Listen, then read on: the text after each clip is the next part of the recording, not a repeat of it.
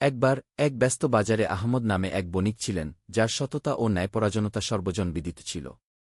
তার কাছে সবসময়ই ছিল ব্যবসায়িক সচ্চেষ্টা এবং নিষ্ঠা। একদিন এক ক্রেতা তার দোকানে এসে কিছু জিনিসপত্র কিনলেন।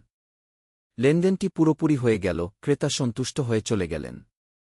কিন্তু সন্ধ্যায় সে একই ক্রেতা আবার ফিরে এল, দাবি করল যে সে অতিরিক্ত টাকা পরিশোধ করেছে এবং অতিরিক্ত টাকা ফেরত চাচ্ছে।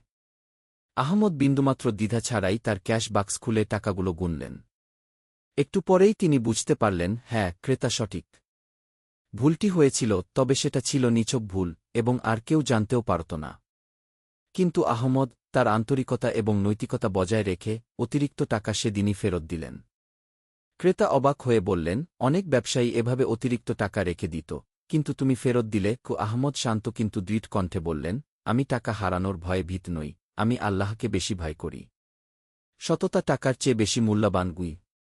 এই উত্তরে গ্রাহকটি গভীরভাবে প্রভাবিত হয়েছিলেন এবং তার হৃদয়ে এক নতুন দৃষ্টি জন্ম নিল। তিনি তখনই আহমদকে বললেন, আপনার সততা আমাকে সত্যিকারের ইসলাম দেখিয়েছে। আমি মুসলিম হতে চাই। এই গল্পটি আমাদের শেখায় যে জীবনের ছোট ছোট সততার কাজগুলো, যেগুলো হয়তো অনেকে অবহেলা করতে পারে, তা অন্যদের জীবনে গভীর প্রভাব ফেলতে পারে। সত্যিকার সততা, ন্যায়পরায়িতা এবং বিশ্বাস মানুষের জীবন পরিবর্তন করতে পারে, ইসলামের সুন্দরত্বের দিকে তাদের পরিচালিত করতে পারে।